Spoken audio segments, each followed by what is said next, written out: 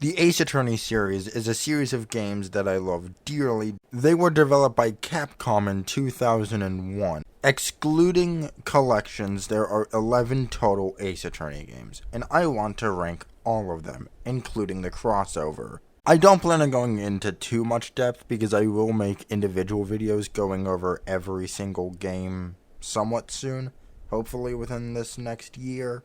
I just need to figure out how I'm going to do it. So let's start with the worst Ace Attorney game. This is the only game in this. I already made a video about this game, so you could check that out if you want, but I will give a brief overview of what I do like about this game. Trucy and Apollo's Dynamic, Clavier Gavin, Christoph Gavin, Spark Brushel, Turnabout Corner, Turnabout Serenade, The Trial from 7 Years Past, The Music, and Emma Sky. This is the only Ace Attorney game I would never play unless I had to.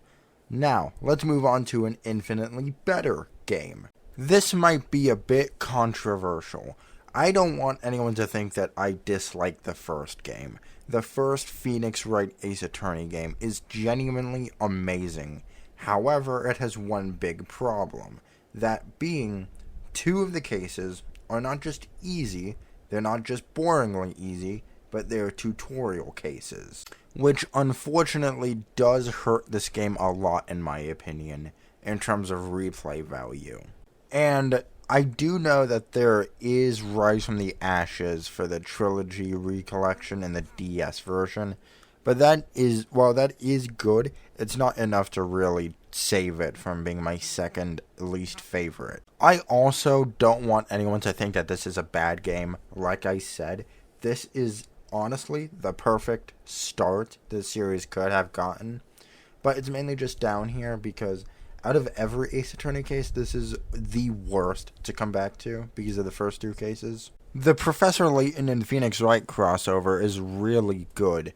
My main problem with it is that it just feels more like a Professor Layton game that coincidentally has Phoenix and Maya in it, rather than a game that is an actual crossover between them, if you know what I mean. I don't want to trash on Level 5 or Capcom, because these two series would be very hard to make a good crossover for. But there are a lot of good things to like about the case. The new characters are fun, the writing is pretty good for the most part, and I like the new bit about magic and witches. That's all really cool. Miles Edgeworth Investigations is often considered to be one of the lesser quality games in the series, but I think this game is nowhere as bad as people make it out to be.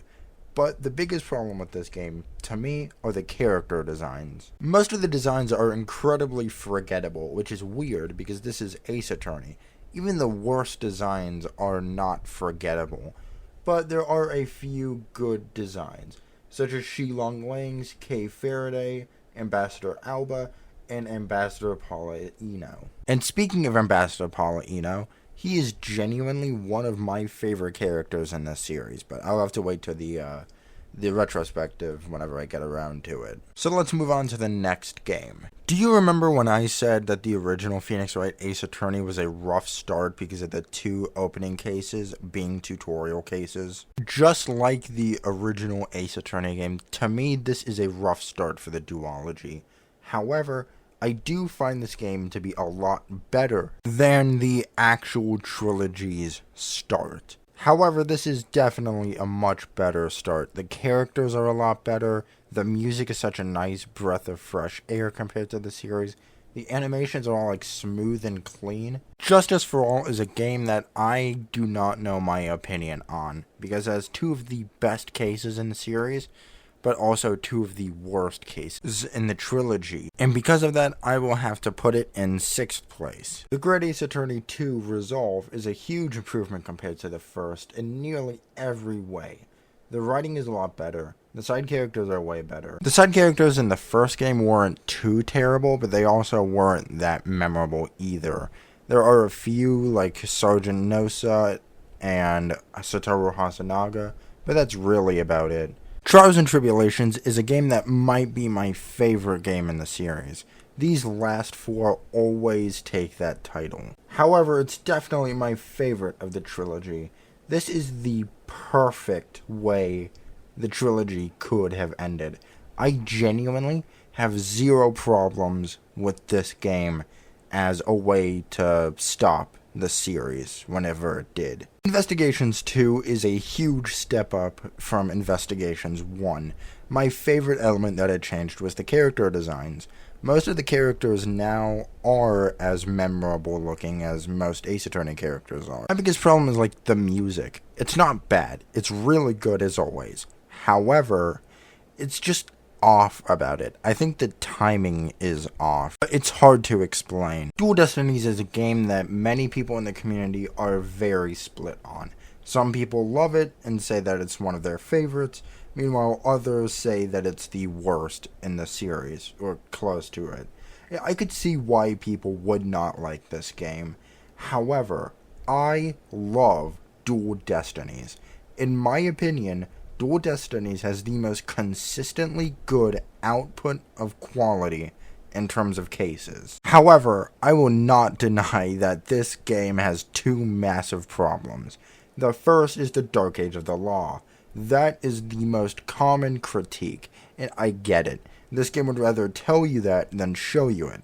They show you it once with Aura Blackwell in the final case, but that is terrible because it's one person. And then finally, the hand-holding.